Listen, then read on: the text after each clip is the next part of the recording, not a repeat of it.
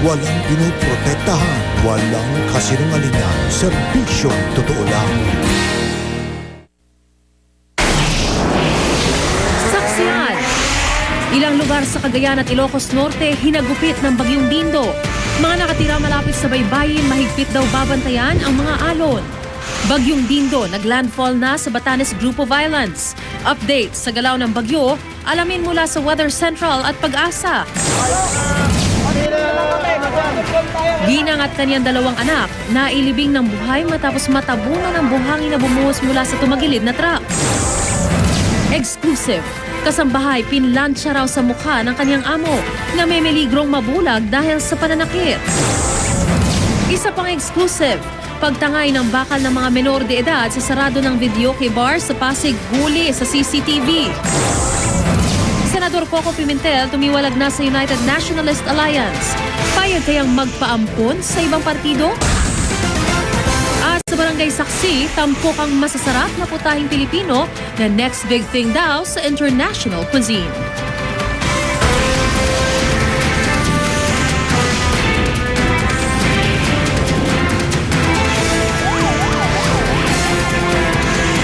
Saksi!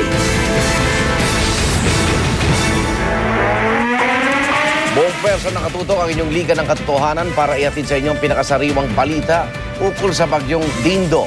Ihatid sa atin ni Jamie Santos ang latest mula po sa Cagayan, habang mag-uulat si Jam Sisante mula sa Ilocos Norte. Magbabalita naman si JP Soriano mula sa tanggapan ng Pag-asa. At makakasama rin natin ang ating resident meteorologist na si Ginoong Nathaniel Cruz.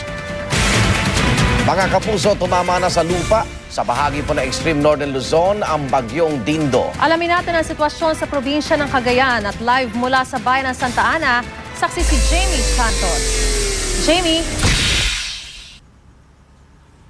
Maris Arnold, pagkagat ng dilim hanggang sa mga oras na ito, nananatiling tahimik ang sitwasyon dito sa Santa Ana, Cagayan. Malayo sa nasaksihan nating sungit ng panahon kaninang umaga. Bahagyang nanahimik ang bagyong Dindo dito sa Santa Ana, Cagayan pagkagat ng dilim. Pero tuloy ang dalangin ng mga residente na hindi ito ang tinatawag na calm before the storm. Ang pamilya ni Mang Conde, malabo raw mahimbing ngayong gabi. Hindi raw sila makakampante kapag nagbabanta ang sama ng panahon, lalo't nakatira sila malapit sa baybayin. Yung mga bata nasa loob ng bahay, sarado lahat, ganun. Sobrang lakas ng angin kasi. Bago nito, naramdaman na rito sa Santa Ana ang malakas na hangin dala ng bagyo simulang madaling araw hanggang tanghali. Sa lakas ng hangin, tinanggal ang watawat ng Pilipinas sa munisipyo ng Santa Ana. Malakas na ulan din ang sumalubong sa aming news team. Halos mag-zero visibility ang kalsada at pagdating namin sa baybayin, naglalakihang alon ng aming nasaksihan. Ang mga mangingisda hindi pumalaot. Ayaw raw nilang magbaka sakali. Kung ganitong panahon, hindi kami makalaot o makakuha ng isda. Kasi masama ng panahon. Delikado po? Delikado. Mga bangka dito, kung malalaking along, pupunta dyan sa ano. Binabantayan niyo po yung mga bangka ninyo? Para hindi masira. Maris, nakaantabay pa rin ang lokal na pamahalaan at nakaredy pa rin ang kanilang speedboat sakaling may kailanganing lisanin. Mula rito sa Santa Ana, Cagayan, ako si Jamie Santos, ang inyong saksi. Binaha naman na ilang lugar sa Ilocos Norte dahil sa malakas na pag-ulan. Live mula sa Lawag City, saksi si Jam Sisante. Jam! Igan, sa ngayon tumigil na ang pag-ulan dito sa Lawag, Ilocos Norte. Ang mga binahang lugar kanina rito, humupa na ngayong gabi. Pero bago nito, maghapong umulan at nagkaroon pa nga ng mga pagbaha. Sa lakas ng buhos ng ulan kaninang umaga, umabot hanggang tuhod ang baha sa ilang bahagi ng Lawag City. Ang ilang sasakyan tumirik habang may mga napilitang tumigil muna sa pagbiyahe. Ano nang ulan muntik na masira eh. Walang patid ang pag-ulan buong araw, kaya naman ang ilang nakaranas na ng matinding pagbaha sa mga nakaraang bagyo, naka-alerto. Sa bayan ng Paway, dinatnan ko si Mang Bonifacio na mahigpit na binabantayan ang taas ng tubig sa Paway Lake. Magdamag pa yan, siguradong malapit na yung tubig, ma'am, sa amin. Sigurado. Sana pa. Ayaw namin maulit nga yung Panahon ng undian sa kapiting ma'am, dahil nakakatakot yan. Sa ilan pang bahagi ng Paway, naipon na rin ng tubig sa mga kalsada. Madalas kapag malakas ang ulan kasi walang daanan ng tubig papunta dun sa may sapa. Kaya bumabaha rito. Ayon sa provincial government, lumikas na ang ilang mga residente sa bayan ng Pasukin dahil sa taas ng baha. Kung kinakailangan lumikas, talagang voluntarily magsilikas na dahil yung malalalim na tubig ay hindi natin maiwasan ay kailangan mag-evacuate na tayo kung kinakailangan. Sa ngayon, hirap pang puntahan ang Banggi at Pagudpud dahil ginagawa pa ang tulay at binaha naman ang mga alternate route. Tuloy-tuloy rin ang pag-ulan sa tabing lalawigan ng Ilocos Sur. Sa Candon City, maagap nang naghanda ang mga nakatira sa mga baybayin. Ang ilan, nagsalansan na ng sandbags, habang ang mga bangka, iniahon na ng mga mangingisda sa Pampang. Igan, sa ngayon ay hindi naman daw kailangang mag-declare ng state of calamity dahil under control pa naman daw ang sitwasyon. Mula dito sa Ilocos Norte, ako si Jam Sasante, ang inyong saksi. Alamin naman natin ang galaw ng bagyong Dindo mula mismo sa ating resident meteorologist na si Ginoong Nathaniel Cruz. Bang Tani. Salamat, Igan. Dito nga sa latest image mula sa Weather Central, makikita nating nananalasa ang bagyong si Dindo dito sa may extreme northern Luzon. Naglandfall na ito dito sa extreme northern Luzon at kasalukuyan niyang tumatawid diyan sa landmass.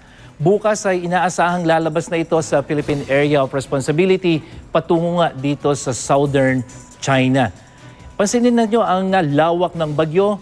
Ito ay aabot ng 400 kilometers. Higit pa yan sa lawak ng bagyong Ondoy noong 2009.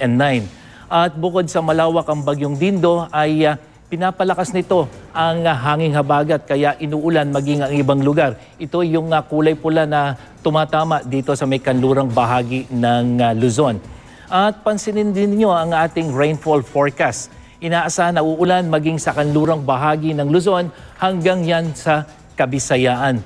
Ngayong magdamag po yan hanggang bukas kaya payo natin sa mga kababayan sa mga lugar na yan, mag-ingat po kayo sa mga pagbaha at pagguho ng lupa. Igan, maliban sa bagyong Dindo ay may binabantayan din tayong isang low pressure area. Malayo-layo pa ito pero dahil nasa karagatan pa ay nag-iipon din ng lakas at posibleng maging bagyo bago pumasok ng ating Philippine Area of Responsibility. Ano man ang panahon, magplano, magsiguro. Makibalita sa GMA Weather. Ako po si Nathaniel Cruz para sa I Am Ready, serbisyong totoo ng GMA News. Maraming salamat po. Yan po si Ginoong Nathaniel Cruz, ang ating resident meteorologist. Good evening po.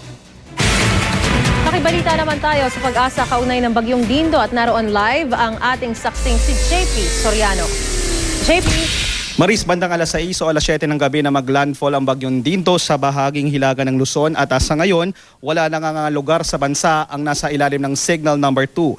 Pero Maris, sa pinakahuling bulletin ng pag-asa, nasa signal number 1 pa rin ang Cagayan, Calayan at Babuyan Group of Islands, Batanes Group of Islands, Apayao, Kalinga, Ilocos Norte, Ilocos Sur.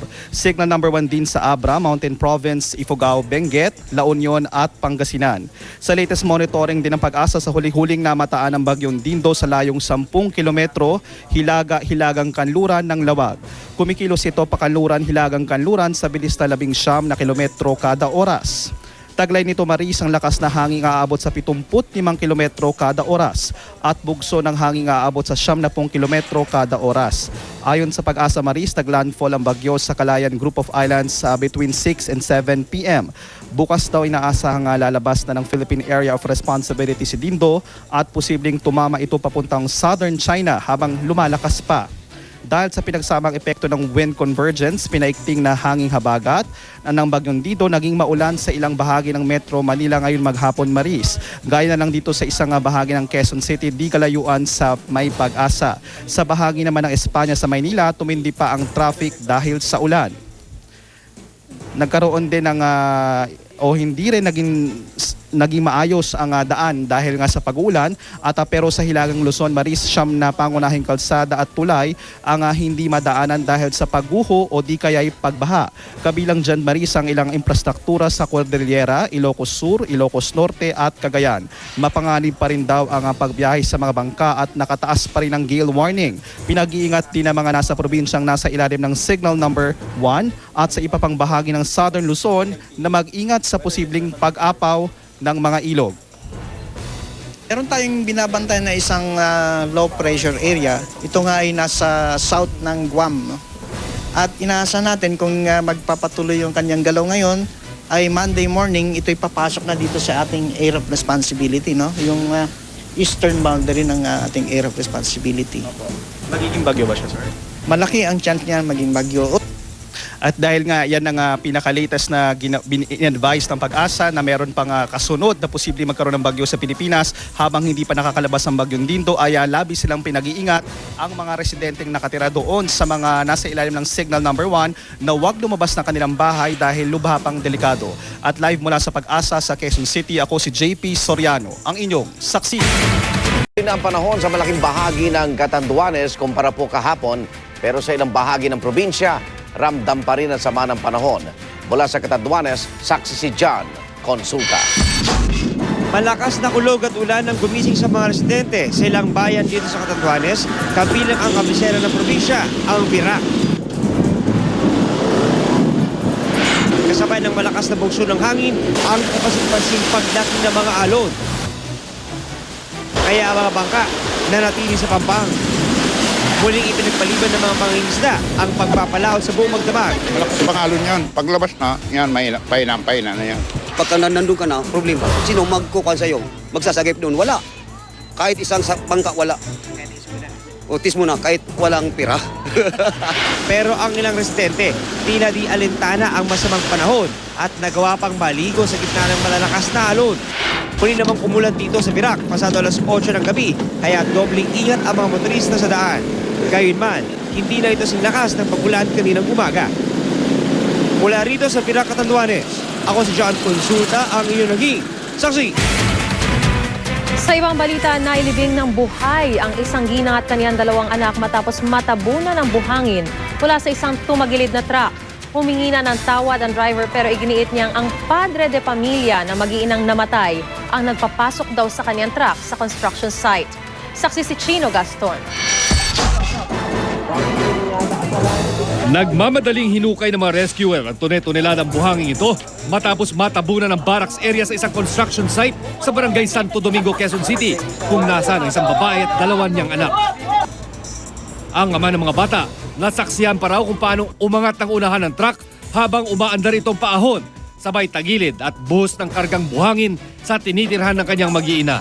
Nakita ko po na tumatagilid na po yung truck. Ayun, tapos nataranta na po ako, sumigaw na ako.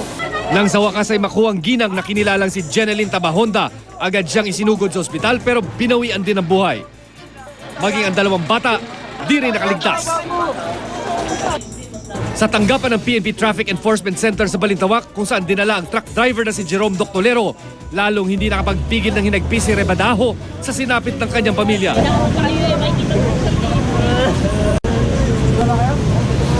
Sinubukan pa nga niyang sugurin si Doctolero pero napigilan siya ng mga pulis. Humingi ng tawad at pangunawa si Doctolero sa pamilya ng mga biktima. Pero giit niya, si Rebadaho pa raw mismo ang nagpapasok sa kanyang truck sa construction site. Duda na raw siyang kakayanin ng malambot na lupa ang truck. Pero siniguro umano ni Rebadaho sa kanya na ligtas magdiskarga ng buhangin malapit sa barracks area. Matigas tingnan, parang siniminto. Kaya lang ang baba nun, ilalim, malambot. Ay biglang lumusot yung gulong. Tumagilid ng truck. Kaya unti-unting nabuhat. Posibleng maharap si Doctolero sa reklamong reckless imprudence resulting in multiple homicide. Inaalam pa kung anong maaring haraping reklamo ng may-ari ng truck na Chelsea Sand and Gravel. Yung registered owner ng sasakyan, may liability din pagdating sa civil aspect ng kaso. Nangako ng may-ari ng truck na tutulong sa gastusin ng mga biktima sa ospital at punerarya. Pero hindi raw pwedeng isisi sa driver lamang ang buong pangyayari. Sa sitwasyon ng delivery din, doon sa site din, medyo may pagkukulang din na alam naman niya malambot pa yung nagpapadeliver pa rin siya. Ako si Chino Gaston ang inyong saksi. Pinlansya ang mukha at halos mabulag, ilan lang po yan sa pangmamaltratong sinapit ng isang kasambahay sa kanyang amo. May saksi exclusive si John Consulta. Halos di na makilala ang 22 anyo sa si Bonita Baran nang umuwi siya sa Catanduanes matapos plansyahin sa mukha ng among pinaglingkuran ng 2 taon sa Quezon City. Punta natin yung mukha mo. Ano nangyari dyan? Bakit nagaganyan? Tigplansya po yan. Pag kunting pagkakamali, pag hindi maayos yung pagplansya ko, nagagalit siya tapos kinuha niya tapos pinansya sa mukha ko. Yung una dito. Tapos yung medyo naghilom naman po yung mukha ko, yung parang napaumay naman po siya. Ulit na naman pigplansya, ulit naman yung mukha ko dito. Nabasag din ang isa sa kanyang mga ngipin at naiba ang itsura ng kanyang tenga dahil sa pananakit daw ng babaeng amo tuwing nagagalit. Sa pinakahuling insidenteng araw ng pananampal sa kanya ng amo, namaga ang kanyang kanang pisngi at pumikit na ang kanyang 2 mata na kung hindi raw agad maoperahan ay maari niyang ikabulag. Sinuntok niya po ako dito, tapos niya po ako, hinagis niya po ako, tapos tinadyak-tadyakan niya po ako sa tiyan. Yung ngipin mo, bakit may basag yung ngipin mo? Ngipin ko po, niya po pinukok niya po ng pig-urine yung bibig ko, tapos kasama po yung ipin ko. Sa kabila ng mga tinamong sugat, di raw siya dinala sa doktor ng amo at binilaan pa umanong huwag magsumbong sa mga otoridad. Pero dahil di nakatiis, umalis siya sa amo. Naghain na si Baran ng reklamo sa Provincial Prosecutor's Office at dumulog na rin sa DSWD sa Catanduanes. Matindi ang sa kanya, hindi lang physical abuse, kundi emotional, psychological. Andiyan na lahat na abuse sa kanya. Kung kanan niya, talagang no chance na po ito makakita, no? Yung right. Yung kaliwa, may konting siguro mga 5% kung uoperahan po ito. Tulungan niyo naman po kami kasi po may nangyari sa kapatid ko. Gusto po namin mabigyan ng hustisya kasi po mahirap lang po kami. Wala naman po kami kakaya na mapagamot siya. Mula rito sa Catanduanes, ako si John Consulta, ang inyong saksi. Nakitaan ng mga paso at gasgas ang 3 sa 4 na menor de edad na sinaktan umano ng executive officer ng Barangay Marilag sa Quezon City. Pero kung sariwa ba ang mga sugat na ito, hindi nakasaad sa medical report. Narito po ang aking ulat. Mga gasgas, pamamaga, pamumula at paso. Yan daw ang mga nakita sa medical exam sa 3 sa 4 na menor de edad na nag-aakusang tinorture umano sila ni Barangay Marilag Executive Officer Eleuterio Endozo Jr. Ang unang menor de edad, nakitaan ng gasgas sa harap na bahagi ng kaliwang balikat at braso at may pamamaga sa kanyang pusod. Ang pangalawa, may mga paso sa bandang tiyan at iba pang bahagi ng katawan. At ang pangatlo, may pamumula sa dibdib at pinag-iingat sa posibleng epekto ng head injury. Hindi nakadetalya sa medical report kung kailan posibleng tinamo o kung sariwa ba ang mga pasat sugat, pero nakalagay rito na dahil ito sa assault o pisikal na pananakit. Ipinakita pa nga sa akin ng isa sa kanilang sugat na dulot ng upos ng sigarilyo. Pitik lang po sa sigarilyo, pagpitik niya lang. Oh. Sinadya ba yun sa'yo? Opo, kinoriente talaga kami. Kinoriente talaga kayo? Ano pa pinagawa sa inyo? Peglinis, tapos pinasubo ng bakal. Pero pinabulaanan ng alegasyon ni Arlinda Pehi na nagbabantay raw sa butika ng barangay na nasa opisina rin kung saan dinala umano ang mga menor de edad. Wala naman ako nakita ang ginasaktan ang mga bata dyan. Pinatakot lang nila na ganyan. Napakabait ni Mr. Endozo, gagawin ba yun sa bata? Maganda siya nga leader eh. Nakakalungkot naman pong itipid. Bakit pong sariling opisyalis pang kailangan pong gumawa niyan? Dapat po hindi po dapat ganun. Kahit na po anong tigas po sana ng ulo ng mga bata, hindi dapat po nila sinasaktan. At saka dapat po pinapatawag nila ang mga magulang nito. Ang ina ng naturang menor de edad sumama pa sa barangay hall para magpa-blotter. Desidido raw siyang kasuhan sa piskalya si Endozo. Itinanggi na ni Endozo ang akusasyon pero sinuspindi muna siya habang iniimbestigahan. Ayon naman sa barangay, hinuli ang mga menor de edad matapos silang ireklamo ng pagnanakaw ng kulungan ng aso. Hindi raw ito ang unang reklamo laban sa kanila. Kaduda-duda na nangangalakal kasi yung minsan yung kalakal sinasabi nila pero ang ginagawa nila is nagnanakaw.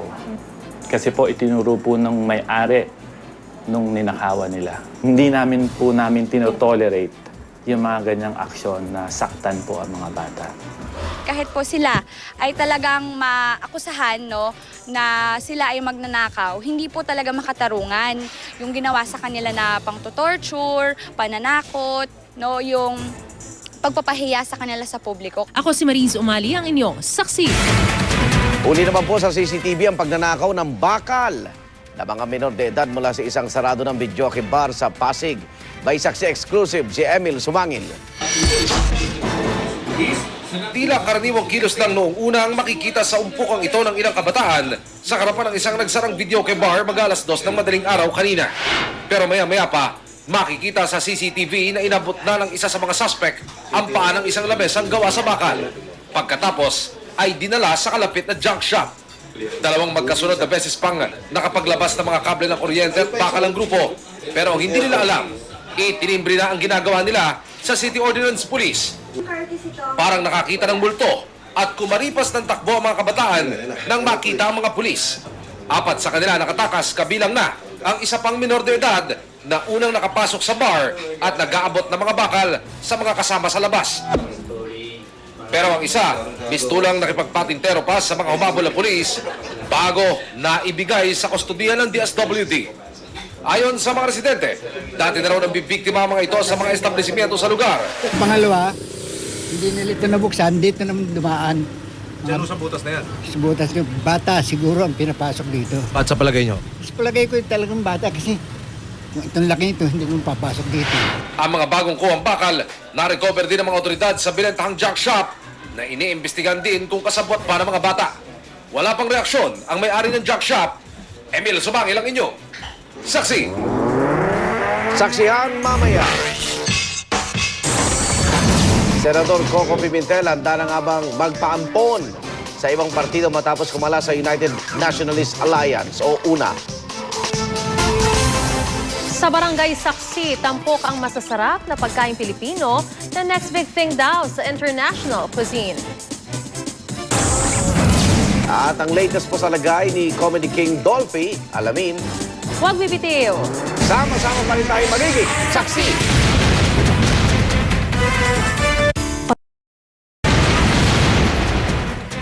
Kumalas na si Senador Coco Pimentel sa United Nationalist Alliance o UNA. Hindi raw kasi niya masikmura na makasama sa koalisyon si dating Senador Juan Miguel Zubiri. Payag naman kaya siyang magpaampon sa ibang partido para sa kanyang re-election bid? Alamin sa report ng saksing si Tina Panganiban Perez. Si Senador Coco Pimentel na mismo ang nagpunta sa bahay ni dating Pangulong Joseph Estrada sa San Juan para iparating na hindi siya tatakbo sa United Nationalist Alliance o UNA na kakoalisyon ng PDP laban kung saan siya ang presidente. Ilang linggo yan matapos niyang ipahayag na di niya masisikmurang makasama sa UNA si dating Senador Juan Miguel Zubiri na umano'y nakinabang ng madaya raw si Pimentel sa 2007 senatorial elections. Well, nung nakita ko siya, sabi ko, Ninong, patawarin mo ako. Nobody forced me to leave, no? Desisyon ko na lang ito because, sabi ko kay President Estrada, I want to campaign with a happy heart. Gusto ko sa kampanya, happy ako. Gayunman di pa rin daw kakala si Pimentel sa PDP laban kahit pa nga aminado siyang mas malaki ang tsansang manalo sa eleksyon kung may endorsement ng UNA. Wala naman daw kasing pondo ang PDP laban sa eleksyon 2013. Sa ngayon, bukas siya magpaampon sa ibang partido pero nilinaw na wala pa namang imbitasyon mula sa Liberal Party ng Pangulo na napapabalitang maaari niyang samahan. Ginagalang naman ni ERAP ang desisyon ni Pimentel. Yun ang kanyang prinsipyo. At sabi ko nga sa kanya, alam mo, you'll be an asset to any political party. Si Senador Juan Ponce Enrile, na leader din ng UNA, kahit nagulat, handa raw i-endorso si Pimentel sa mga kababayan niya sa Cagayan. Aalis na? Opo. Well, I'm sorry about that. I'm sad that he's leaving, but that is a decision he has to make for himself. So, kung hihingi niyan tulong ko, bilang kaibigan, i-endorso ko pa rin siya sa mga voters sa aking lugar. Ikinalungkot naman ni Zubiri ang desisyon lalo pat maraming taga Visayas at Mindanao ang gusto raw na magkaisa sila para mas maraming kinatawa ng mga naturang rehiyon sa pamahalaan. Kasabay ng paghahanda ng mga partido para sa 2013 elections, ang paghahanda na rin ng COMELEC at Smartmatic. Kanina nga idinemo na sa Senado ang mga gagamiting PCOS machine. Matapos subukan ng ilang senador, mga taga-senado naman at ilang bisita ang pinasusubok sa PCOS machine. Bahagi ito ng briefing na ibinibigay ng Smartmatic at ng COMELEC sa ilang mga senador para ipakita ang kanilang kahandaan para sa eleksyon 2013. Wala namang naging aberya sa isinagawang demo. Ako si Tina Panganiban Perez, ang inyong saksi. Samantala patuloy ang pagbuti ng kondisyon ni Comedy King Dolphy. Kaya inihinto na muna ang pagbibigay sa kanya ng ilang gamot. Live mula sa Makati Medical Center, saksi si Lala Roque. Lala.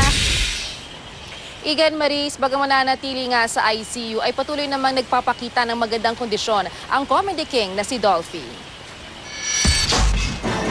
Itinigil na ang pagbibigay ng ilang gamot sa Comedy King. Dahil daw yan sa ipinapakitang recovery ni Dolphy ayon kay Dr. Eric Nubla, Director ng Makati Medical Center Patient Relations. Maging ang pagkukumbulsyon at ang unang pinangangambahang epekto ng toxic metabolic encephalopathy, wala na raw.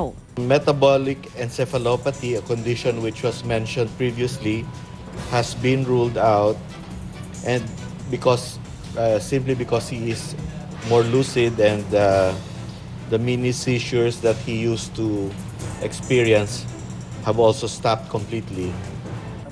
Hindi rin muna nagsagawa ng dialysis at blood transfusion ngayon, pero patuloy na binabantayan ang impeksyon ng Comedy King dahil sa kanyang mababang immune system. His kidney function is still low, it's at a 10%. He is also being monitored closely. Kahapon lang, masayang ibinalita ng anak ni Dolphy na si Eric Hizon na nag-I love you ang kanyang ama kay Jaja at sa kanyang mga kapatid. Humingi pa raw siya ng tubig. Kaya kahit malayo pa rin sa normal, lalong nabuhayan ng pag-asa ang pamilya Hizon. Igan Maris, kahit bumubuti na ang lagay, ay patuloy namang nire-regulate ang mga pumapasok na bisita sa ICU. Mahirap na raw kasing ma-expose sa anumang virus si Dolphy sa ngayon. Live mula rito sa Makati City, ako si Lala Roque, ang inyong saksi.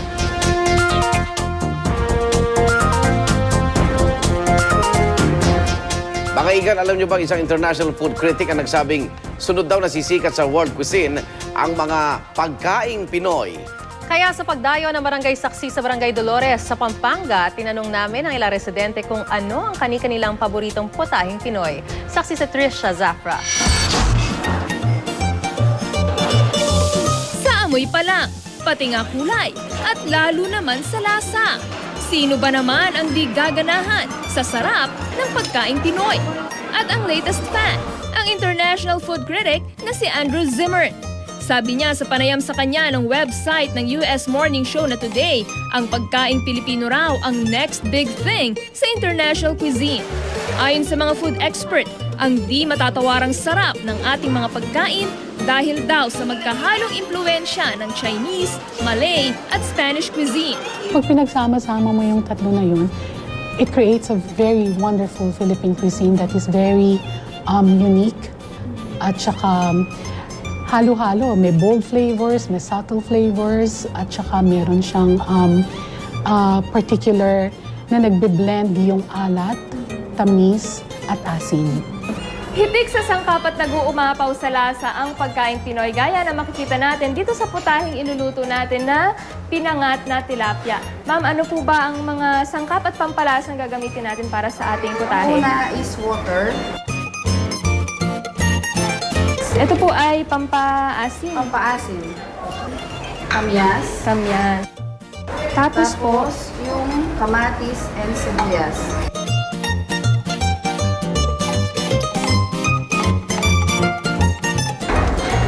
mga gano'ng katagal po yan, ma'am? 10 to 15 minutes.